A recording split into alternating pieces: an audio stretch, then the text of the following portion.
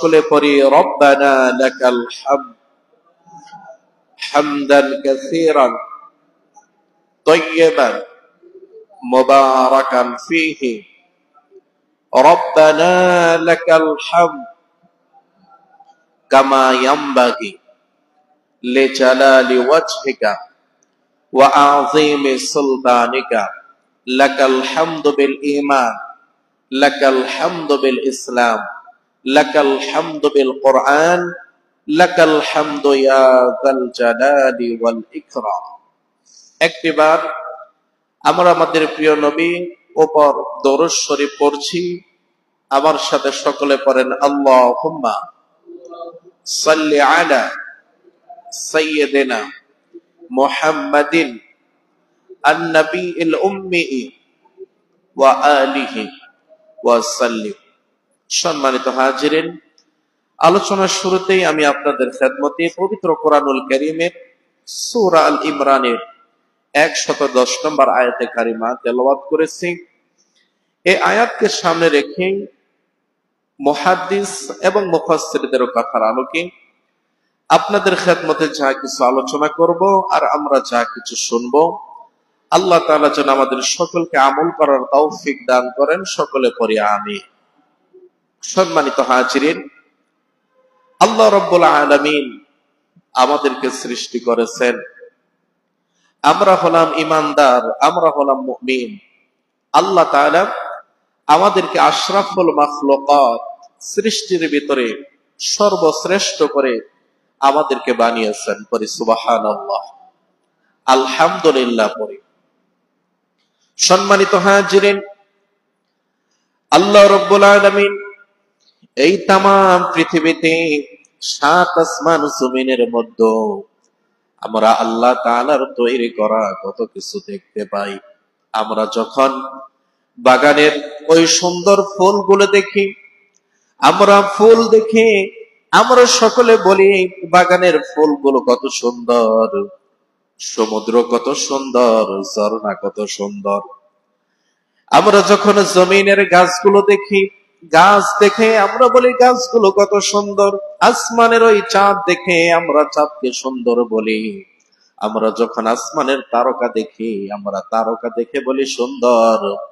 আল্লাহ রাব্বুল আলামিন বলেন, বান্দারে শোনো, তোমরা চাঁদকে সুন্দর বলো, তারকা সুন্দর বলো, ফুলকে সুন্দর বলো, তোমরা ঝর্ণাকে সুন্দর বলো, কিন্তু আমার বান্দা তোমরা কি তোমাদের চেহারার দিকে একটাবার তাকাও না? তোমরা যদি তোমাদের নিজেদের চেহারাটা একটাবার দেখতে, তাহলে তোমরা বলতা আল্লাহ রাব্বুল আলামিন সবচাইতে সুন্দর করে আমরা মানুষ আমাদেরকেই তৈরি করেছে। আল্লাহ রাব্বুল আলামিন বলেন, বান্দারে শোনো, ও দুনিয়ার মানুষ তোমরা শোনো, আমি আল্লাহ রাব্বুল আলামিন আমার মাখলুকাতের ভিতরে সবচাইতে সুন্দর করে কি তৈরি করেছি আমি আল্লাহ তাআলাই বলে দিচ্ছি। আল্লাহ তাআলা সূরা 3 4 নম্বর আয়াতে আমাদেরকে জানিয়ে দিচ্ছেন, লাকাদ খালাকনাল ইনসানা ফি আহসানি তাকওয়িম। আমি আল্লাহ রাব্বুল আলামিন সবচাইতে সুন্দর করে মানুষকে তৈরি করেছি। আল্লাহু আকবার। আল্লাহ তাআলা সবচাইতে সুন্দর করে আমাকে আপনাকে তৈরি করেছেন। মানুষকে আল্লাহ তাআলা জ্ঞান দিয়েছেন, বুদ্ধি দিয়েছেন, আকল দিয়েছেন, এজন্য মানুষ হলো আশরাফুল মাখলুকাত। আর আমরা হলাম ঈমানদার, আমরা হলাম মুমিন। মুমিন জীবনের লক্ষ্য এবং উদ্দেশ্য কি? আমাদেরকে কেন আল্লাহ তাআলা এই দুনিয়াতে পাঠালেন? আমরা যদি আল্লাহ তাআলাকে জিজ্ঞাসা করি, আল্লাহ রাব্বুল আলামিন বলে দিবেন। আল্লাহ তাআলা সূরা যারিয়াতের 56 নম্বর আয়াতে বলেন, ওয়ামা খালাকাতুল জিন্না ওয়াল ইনসা ইল্লা লিয়াবুদুন। আমি মানুষ এবং জিন জাতিকে তৈরি করেছি শুধুমাত্র কেবলমাত্র একমাত্র আমি আল্লাহ তাআলার গোলামি করার জন্য। সুবহানাল্লাহ। এজন্য আল্লাহ তাআলার ইবাদত করতে হবে, আল্লাহ তাআলার দাসত্ব করতে হবে, আল্লাহ তাআলার গোলামি করেই আমাদের গোটা জিন্দেগিটা শেষ করে দিতে হবে। কথা বলেন ঠিক কিনা? সম্মানিত হাজিরিন, এখানেই শেষ নয়, আমার আল্লাহ রাব্বুল আলামিন বলেন, ইন্নী ওয়াজ্জাহতু ওয়াজহিয়া লিল্লাযী ফাতারাস সামাওয়াতি ওয়াল আরদা হানিফা ওয়া মা আনা মিনাল মুশরিকিন। আল্লাহ রাব্বুল আলামিন আমাদের আদি পিতা, আমাদের মুসলিম জাতির পিতা ইব্রাহিম আলাইহিস সালাতু ওয়াস সালামকে যখন এই দুনিয়াতে পাঠালেন, জাতির পিতা ইব্রাহিম আলাইহিস সালাম যখন তিনি দেখলেন আসমানের সূর্য দেখলেন, মনে মনে চিন্তা করলেন সূর্যটাই মনে হয় আমার রব। সূর্য যখন অস্তমিত হয়ে যায়, যখন রাত্রি বেলায় চাঁদ ওঠে, তিনি চিন্তা করলেন চাঁদটাই মনে হয় আমার রব। চাঁদ যখন অস্তমিত হয়ে যায়, তখন ইব্রাহিম আলাইহিস সালাতু ওয়াস সালাম বললেন, নিশ্চয় আমি আমার চেহারাকে ওই সত্তার জন্য স্থির করে নিয়েছি যিনি আসমান সমূহ এবং জমিন সৃষ্টি করেছেন, আর আমি মুশরিকদের অন্তর্ভুক্ত নই, আমি মুশরিকদের শামিল নই। এজন্য মুমিন জীবনের লক্ষ্য এবং উদ্দেশ্য হলো একমাত্র আল্লাহ তাআলার সন্তুষ্টি অর্জন করা, আল্লাহ তাআলার গোলামি করা। এজন্য আল্লাহ রাব্বুল আলামিন সূরা তাওবার 111 নম্বর আয়াতে আমাদেরকে জানিয়ে দিচ্ছেন, ইন্নাল্লাহা আশতারা মিনাল মুমিনিনা আনফুসাহুম ওয়া আমওয়ালাহুম বিআন্না লাহুমুল জান্নাহ। আল্লাহ রাব্বুল আলামিন সূরা তাওবার 111 নম্বর আয়াতে আমাদেরকে জানিয়ে দিচ্ছেন, ইন্নাল্লাহা আশতারা মিনাল মুমিনিন, আল্লাহ তাআলা বলেন নিশ্চয়ই আমি আল্লাহ রাব্বুল আলামিন মুমিন বান্দাদের জান এবং মাল খরিদ করে নিয়েছি। কিসের বিনিময়ে? আল্লাহ তাআলা বলেন, ওয়া আমওয়ালাহুম বিআন্না লাহুমুল জান্নাহ, আমি জান্নাতের বিনিময়ে আমার মুমিন বান্দাদের জীবন এবং মরণ, আমি তাদের জান এবং মালকে ক্রয় করে নিয়েছি। সুবহানাল্লাহ। কারণ হলো মুমিন বান্দা, তাদের জন্য আল্লাহ তাআলা রেখে দিয়েছেন জান্নাত। আল্লাহ রাব্বুল আলামিন বলেন, ইউকাতিলুনা ফি সাবিলিল্লাহি ফায়াকতুলুনা ওয়া ইউকাতালুন। কারণ হলো মুমিন বান্দা তারা আল্লাহ রাব্বুল আলামিনের পথে জিহাদ করে, অতঃপর তারা শত্রুদেরকে নিহত করে এবং নিজেরাও আল্লাহ রাস্তায় শাহাদাত বরণ করে। সুবহানাল্লাহ। এটাই হলো মুমিন বান্দার জীবনের লক্ষ্য এবং উদ্দেশ্য। এখানেই শেষ নয়, আল্লাহ তাআলা বলেন, ও আমার মুমিন বান্দা বান্দি, তোমরা শোনো, আল্লাহ তা'বুদু ইল্লাল্লাহ, তোমরা অন্য কারো ইবাদত করবা না, তোমরা আল্লাহ তাআলা ব্যতীত অন্য কারো ইবাদত করো না। যদি ইবাদত করতে হয়, যদি গোলামি করতে হয়, যদি দাসত্ব করতে হয়, দাসত্ব করতে হবে, ইবাদত করতে হবে একজনের। তিনি কে? বলেন তিনি কে? আল্লাহ। সম্মানিত হাজিরিন, বুখারী শরীফের বর্ণনা, আমার রাসূল সাল্লাল্লাহু আলাইহি ওয়াসাল্লাম বলেন, عن عباس رضي الله تعالى عنه قال قال رسول الله صلى الله عليه وسلم ذاق طعام الإيمان من رضي بالله ربا وبالإسلام دينا وبمحمد النبي صلى الله عليه وسلم متفق عليه। বুখারী শরীফের বর্ণনা, আমার রাসূল বলেন, ওই ব্যক্তি ঈমানের স্বাদ ভোগ করতে পারবে, ওই ব্যক্তি ঈমানের স্বাদ আস্বাদন করতে পারবে যে ব্যক্তি পূর্ণ আন্তরিকতার সাথে আল্লাহ তাআলাকে তার রব হিসেবে বিশ্বাস করবে। আমাদের রবকে, কথা বলেন, আমাদের রবকে পূর্ণ আন্তরিকতার সাথে আল্লাহ রাব্বুল আলামিনকে রব হিসেবে গ্রহণ করবে, ইসলামকে জীবন বিধান হিসেবে গ্রহণ করবে, এবং প্রিয় নবী, আখিরি নবী, সাইয়্যিদুল মুরসালিন, সর্বশেষ পয়গম্বর নবী মুহাম্মদ সাল্লাল্লাহু আলাইহি ওয়াসাল্লামকে যিনি তার জীবনের আদর্শ নবী হিসেবে গ্রহণ করতে পারবে আন্তরিকতার সাথে, আমার রাসূল বলেন, আমার ওই উম্মতটা ঈমানের পরিপূর্ণ স্বাদ গ্রহণ করতে পারবে। আল্লাহু আকবার। আমার রাসূল বলেন, ও আমার উম্মতেরা শোনো, আমার যে উম্মত ফজরের নামাজের পরে সাক্ষ্য দেবে রাদিতু বিল্লাহি রাব্বাও ওয়া বিল ইসলামি দীনাও ওয়া বিমুহাম্মাদিন নাবিয়্যাও সাল্লাল্লাহু আলাইহি ওয়াসাল্লাম, আমি রব হিসাবে আল্লাহ তাআলাকে পেয়ে খুশি, আমি আমার জীবন বিধান হিসাবে ইসলামকে পেয়ে খুশি, আমি আমার নবী এবং রাসূল হিসাবে, আমি আমার নবী এবং রাসূল হিসাবে আমি হযরত মুহাম্মদ সাল্লাল্লাহু আলাইহি ওয়াসাল্লামকে পেয়ে খুশি। সকাল বেলায় যদি কোনো উম্মত সাক্ষ্য দেয়, কাল কিয়ামতের ময়দানে আমি রাসূল আমার ওই উম্মতকে আল্লাহর জান্নাতে পৌঁছায়া দেব। সুবহানাল্লাহ। এজন্য এটা আন্তরিকতার সাথে গ্রহণ করতে হবে যে আমার রব হলেন একজন, তিনি কে? আল্লাহ। আমার জীবন বিধান হলো ইসলাম, আমার আদর্শ হলেন, আমার নবী হলেন নবী মুহাম্মদুর রাসূলুল্লাহ সাল্লাল্লাহু আলাইহি ওয়াসাল্লাম। সম্মানিত হাজিরিন, আলোচনার শুরুতেই আপনাদের খেদমতে পবিত্র কোরআনুল কারীম থেকে সূরা আল ইমরানের 110 নম্বর আয়াতে কারিমা তেলাওয়াত করেছি। আমার সাথে সকলে পড়েন, যেন কোরআনুল কারীমের নূর আল্লাহ রাব্বুল আলামিন আমাদের প্রত্যেকের সিনার ভিতরে দান করেন। এজন্য আমাদের জবান দিয়েছেন কে? একটু জবানটা ছেড়ে দেন, আমার সাথে সকলে উচ্চ আওয়াজ করে পড়েন, আউযু বিল্লাহি মিনাশ শাইতানির রাজীম, বিসমিল্লাহির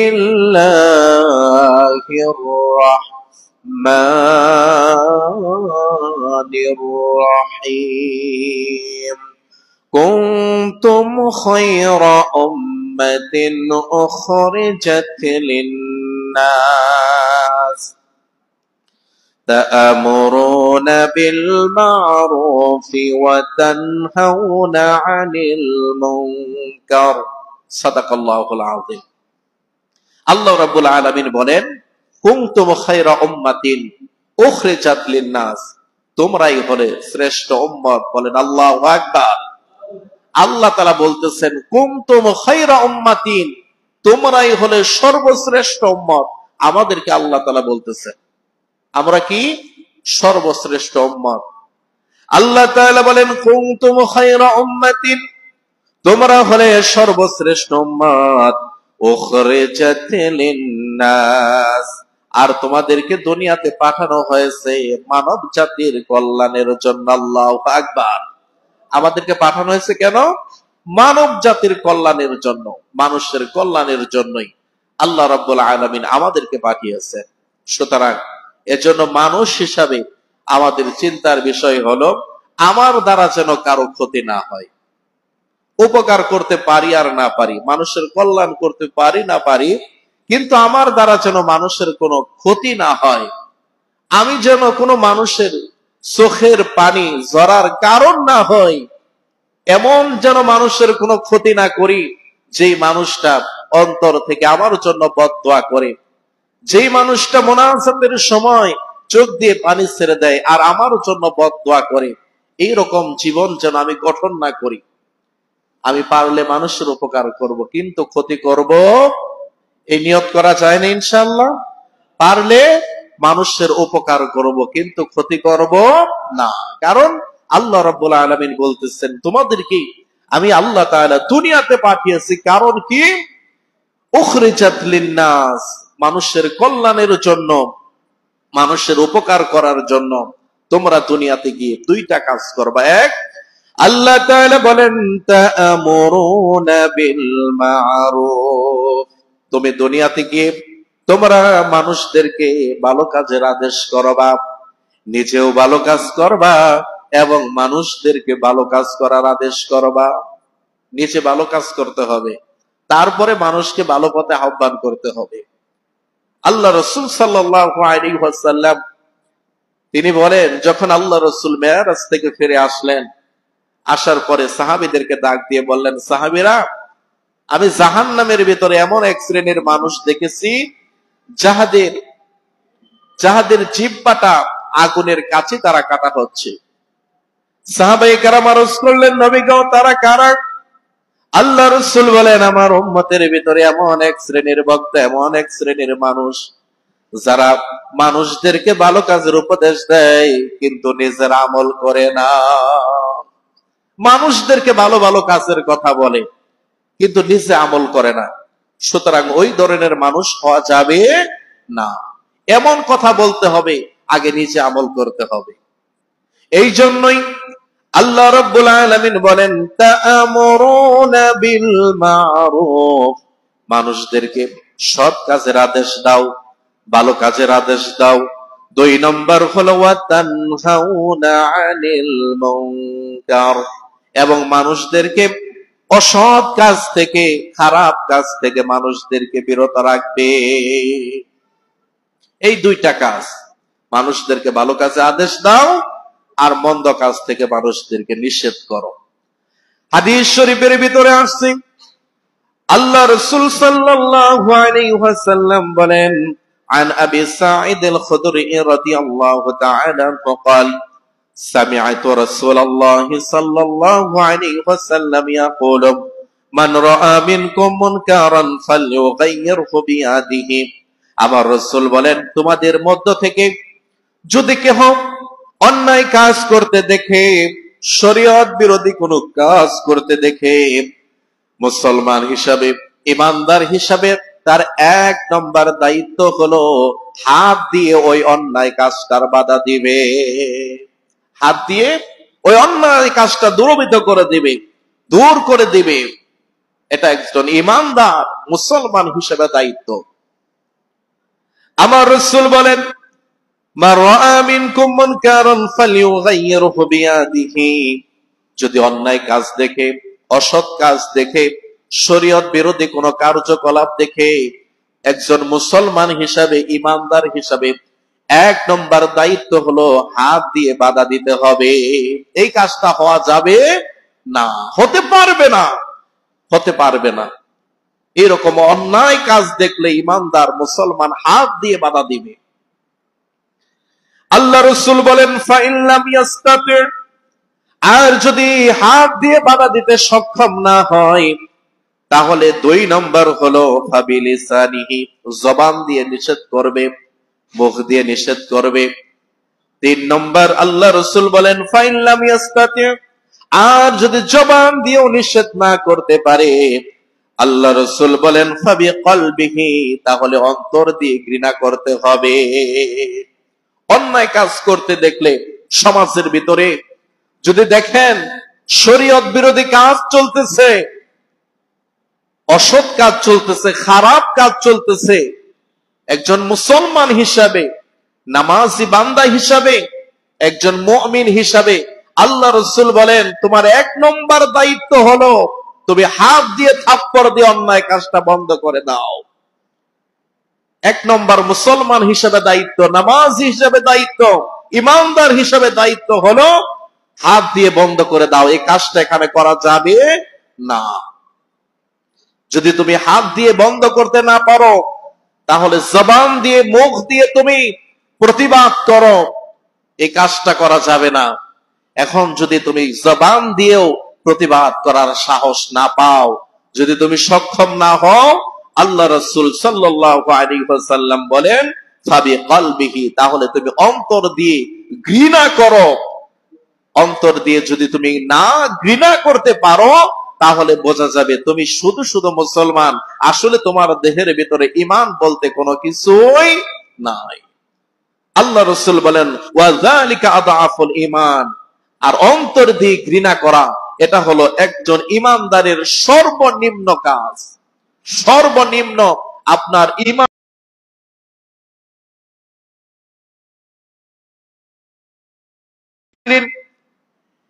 এজন্য আমরা মুসলমান, আমাদের দায়িত্ব হলো আমরা যে এরকম ভাবে আল্লাহ রাব্বুল আলামিনের হুকুম পালন করব, ঠিক সেইভাবে অন্যায় কাজ দেখলে নিষেধ করব, বাধা দেব, এবং শুধু নিজেরা ভালো কাজ করব এখানেই শেষ নয়, এই ভালো কাজের দিকে মানুষদেরকে আহ্বান করতে হবে। এজন্য আল্লাহ রাব্বুল আলামিন বলেন, কুল ইন্না সালাতি ওয়া নুসুকি ওয়া মাহইয়ায়া ওয়া মামাতি লিল্লাহি রাব্বিল আলামিন। আল্লাহ রাব্বুল আলামিন তার হাবিবকে ডাক দিয়ে বলতেছেন, হাবিব আমার শোনেন, কুল, ও আমার হাবিব আপনি বলুন, ইন্না সালাতি, নিশ্চয় আমার নামাজ, ওয়া নুসুকি, আমার কুরবানি, ওয়া মাহইয়ায়া, আমার জীবন, ওয়া মামাতি, এবং আমার মরণ, লিল্লাহি রাব্বিল আলামিন। আমাদের জীবনের মালিক কে? কথা বলেন, জীবন দিয়েছেন কে? আমাদের হায়াতের মালিক কে? আমাদের মরণ কবে হবে সেটাও জানেন একজন, তিনি কে? সুতরাং আমাদের সমস্ত ইবাদত বন্দেগী সবকিছু একজনের জন্য, তিনি কে? আল্লাহ। সম্মানিত হাজিরিন, এজন্য আল্লাহ রাব্বুল আলামিন এখানেই শেষ করেন না, আল্লাহ তাআলা জানিয়ে দিচ্ছেন, ইয়া আইয়ুহাল্লাযীনা আমানু দুখুলু ফিস সিলমি কাফা ওয়া লা তাত্তাবিউ খুতুওয়াতিশ শাইতান ইন্নাহু লাকুম আদুউম মুবিন। আল্লাহ রাব্বুল আলামিন বলেন, হে ঈমানদারেরা, তোমরা যারা ঈমান এনেছো, আল্লাহ রাব্বুল আলামিন তাদেরকে লক্ষ্য করে বলতেছেন, ইয়া আইয়ুহাল্লাযীনা আমানু, ও ঈমানদারগণ, তোমরা যারা নিজেদের ঈমানের দাবি করো। আল্লাহ তাআলা বলেন, আমানু দুখুলু ফিস সিলমি কাফা, তোমরা পরিপূর্ণভাবে ইসলামের ভিতরে প্রবেশ করো। তোমরা পরিপূর্ণভাবে ইসলামের ভিতরে প্রবেশ করো। আল্লাহ তাআলা বলেন, ওয়ালা তাত্তাবিউ খুতুওয়াতিশ শাইতান, আর তোমরা শয়তানের পথ অনুসরণ করো না। শয়তান যেই পথে চললে খুশি হয়, যেটা শয়তানের পথ, ওই পথে তোমরা চলো না, শয়তানের পথের অনুসরণ করো না। আল্লাহ তাআলা বলেন, ইন্নাহু লাকুম আদুউম মুবিন, নিশ্চয় শয়তান তোমাদের প্রকাশ্য শত্রু। শয়তান আমাদের শত্রু কে বলেছেন? কে বলেছেন? আল্লাহ। শয়তান হলো আমাদের প্রকাশ্য শত্রু। আল্লাহ রাব্বুল আলামিন বললেন, হে ঈমানদারেরা, এখানে কোন কাফেরদেরকে লক্ষ্য করে আল্লাহ তাআলা বলেন নাই। আল্লাহ রাব্বুল আলামিন ঈমানদার কারা? যারা আল্লাহকে বিশ্বাস করে, পরকালকে বিশ্বাস করে, নবী রাসূলদেরকে বিশ্বাস করে, যারা নামাজ পড়ে, রোজা রাখে, আল্লাহ তাআলার হুকুম পালন করে, এরাই তো ঈমানদার, নাকি বলেন? এরাই ঈমানদার না? আমরা যারা মসজিদে আসছি, আমরা সবাই ঈমান এনেছি কার উপরে? আল্লাহ তাআলার উপরে। এখানে কোনো হিন্দু নাই, কোনো খ্রিস্টান, বৌদ্ধ কেউ নাই। আমরা সবাই ঈমানদার, আমরা সবাই মুমিন। আল্লাহ রাব্বুল আলামিন আমাদেরকে ডাক দিয়ে বলতেছেন, ইয়া আইয়ুহাল্লাযীনা আমানু, ও ঈমানদারগণ, তোমরা যারা ঈমানের দাবি করো, আমানু দুখুলু ফিস সিলমি কাফা, তোমরা পরিপূর্ণভাবে ইসলামের ভিতরে প্রবেশ করো। তোমরা পরিপূর্ণভাবে ইসলামের ভিতরে প্রবেশ করো। পরিপূর্ণভাবে কেমন করে ইসলামের ভিতরে প্রবেশ করা যায়? যারা পরিপূর্ণভাবে ইসলামের ভিতরে প্রবেশ করবে, তারা কখনো গুনার কাজ করবে? কথা বলেন, গুনার কাজ করবে? সুদ খাবে, ঘুষ খাবে, চাঁদাবাজি করবে, অন্যের সম্পদ অন্যায়ভাবে দখল করবে, আত্মসাৎ করবে না। কিন্তু আমরা এমন মুসলমান, আমরা এমন ঈমানদার, আমরা নামাজও পড়ি, সুদও খাই। ভুল বললাম? কথা বলেন না। আমরা নামাজও পড়ি, ঘুষও খাই, আমরা নামাজও পড়ি, চাঁদাবাজি করি, এমনকি চাঁদাবাজি করতে গিয়ে মানুষকে হত্যা করি। আমরা এমন মুসলমান, আমরা নামাজও পড়ি, অন্যের সম্পদ অন্যায়ভাবে আত্মসাৎ করি। আমরা এমন মুসলমান, আমরা নামাজ পড়ি, আবার পরের হক নষ্ট করি। এরকম মুসলমান আল্লাহ তাআলা হওয়ার জন্য বলে নাই।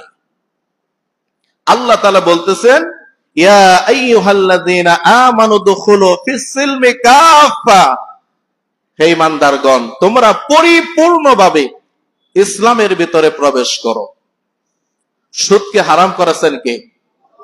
কথা বলেন, সুদ খাওয়া হালাল না হারাম? ঘুষ খাওয়া হালাল না হারাম?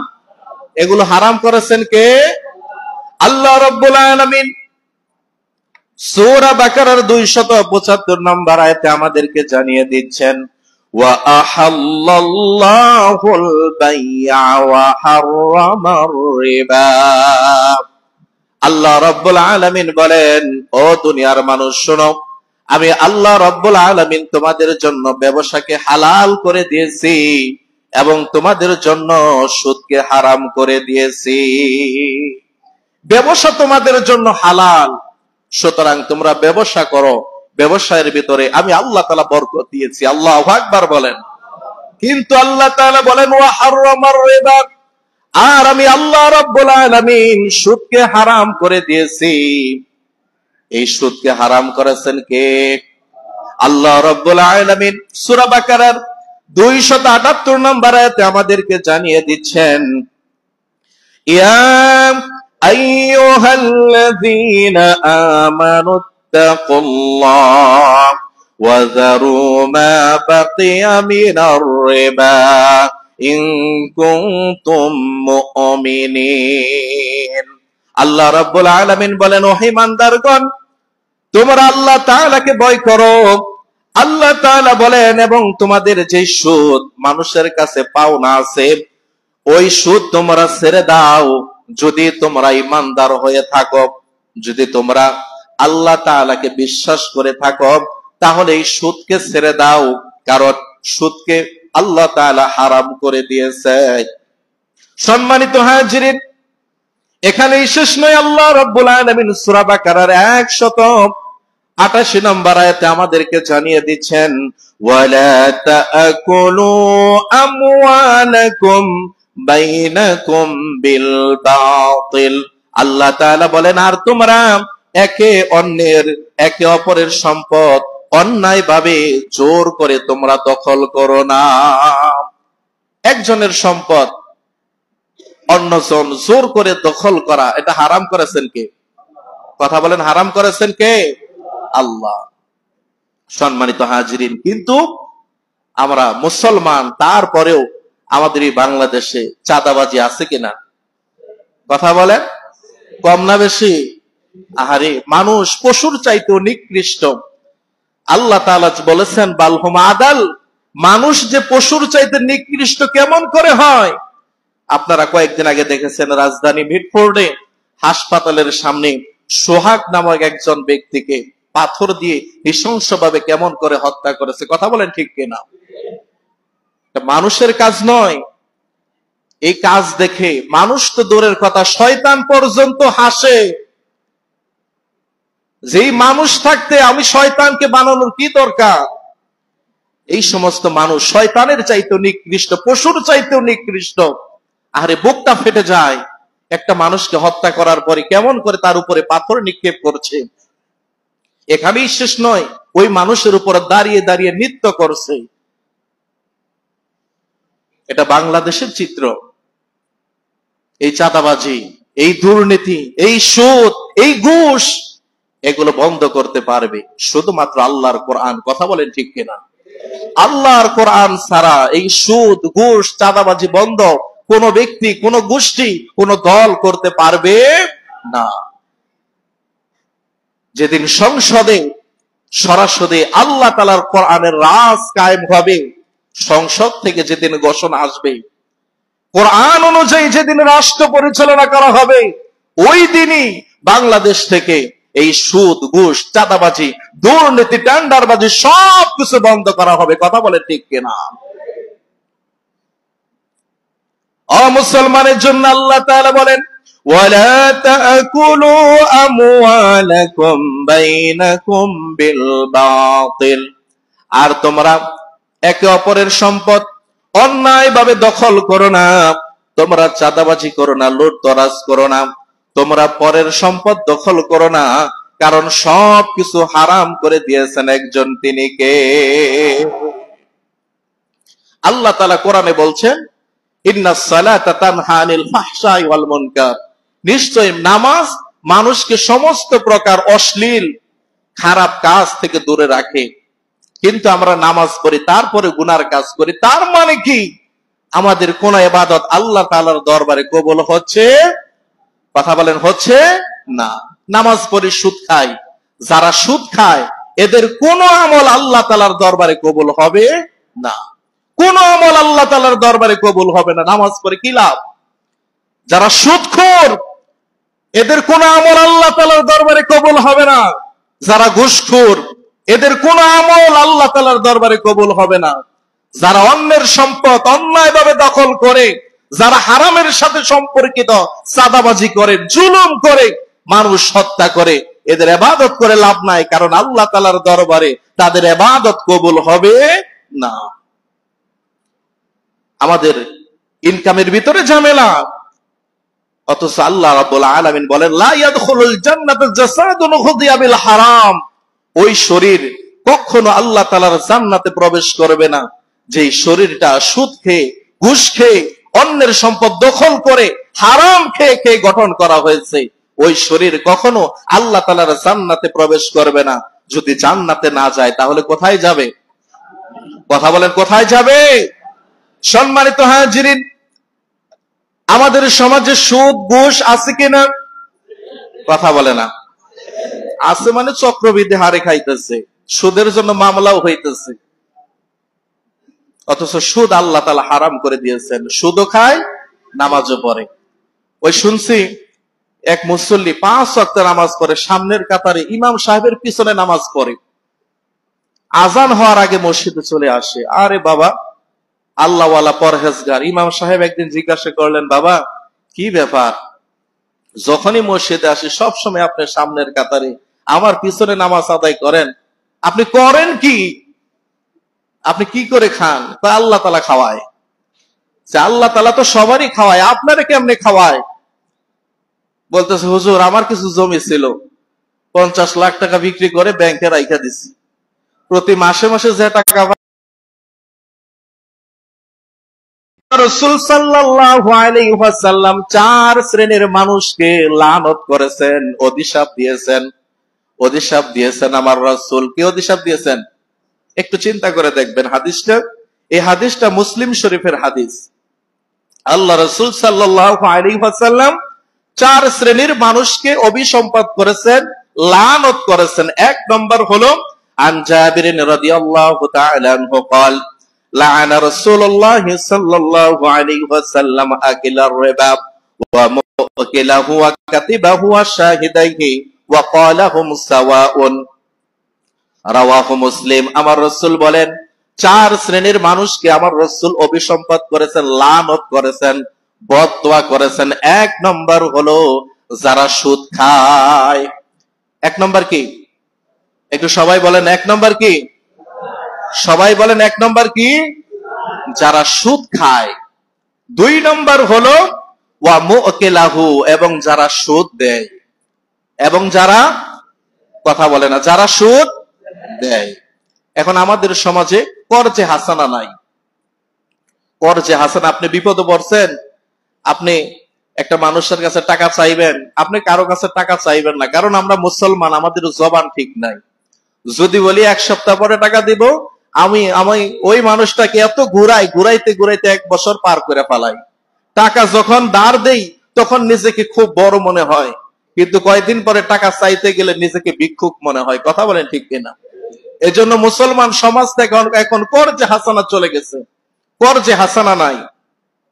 কর্জে হাসানা চাইতে যান 1 টাকাও পাবেন না, আর সুদে টাকা চাইতে যান অভাব নাই। আপনার কয় লাখ টাকা লাগবে? কিন্তু আল্লাহ রাসূল সাল্লাল্লাহু আলাইহি ওয়াসাল্লাম বলেন 1 নম্বর যারা সুদ খায়, 2 নম্বর হলো যারা সুদ দেয়, 3 নম্বর আমার রাসূল বলেন যারা সুদের চুক্তি লেখে, যারা সুদের টাকা পয়সা লেখালেখি করে, 4 নম্বর আমার রাসূল বলেন যারা সুদ কারবারের সাক্ষী দেয়। এই 4 শ্রেণীর মানুষকে আল্লাহ রাসূল সাল্লাল্লাহু আলাইহি ওয়াসাল্লাম লানত করেছেন, অভিশাপ দিয়েছেন। নাউযুবিল্লাহ। এখানেই শেষ নয়, অবাক হয়ে যাবেন। ইবনে মাজাহ শরীফের হাদিস, আল্লাহ রাসূল সাল্লাল্লাহু আলাইহি ওয়াসাল্লাম বলেন আন আবি হুরায়রা রাদিয়াল্লাহু তাআলা আনহু قال قال رسول الله صلى الله عليه وسلم আর রিবা সাবউনা হুবান আইসারুহা আইয়ান কিহার রাজুলা উম্মাহু রাওয়াহু ইবনে মাজাহ। এই কথাটা বলতে আমি নিজেই লজ্জা পাইতেছি, আপনাদের সামনে কেমনে বলি। এই হাদিসটা যে আমি তেলাওয়াত করব, অর্থটা যে বলবো, আমি নিজেই লজ্জা পাচ্ছি। আল্লাহ রাসূল বলেন সুদের মধ্যে 70 প্রকার গুনাহ আছে। কয় প্রকার? একটু জবান ছেড়ে বলেন, কয় প্রকার? আল্লাহ রাসূল বলেন সুদের ভিতরে 70 প্রকার গুনাহ আছে। এই 70 প্রকার গুনাহের ভিতরে সবচাইতে ছোট, সবচাইতে সর্বনিম্ন গুনাহ হলো নিজের মাকে বিবাহ করা। বলেন নাউযুবিল্লাহ। এটা হলো সুদের সর্বনিম্ন গুনাহ। তাহলে চিন্তা করেন তো সুদের সর্বোচ্চ গুনাহ কি হতে পারে? আমি সরাসরি হাদিস থেকে আপনাদেরকে জানিয়ে দিচ্ছি। আর রিবা সাবউনা হুবান, সুদের 70 প্রকার গুনাহ রয়েছে। আইসারুহা আইয়ান কিহার রাজুল উম্মাহু, এর সর্বনিম্ন গুনাহ হলো নিজের। বলেন নাউযুবিল্লাহ। ইবনে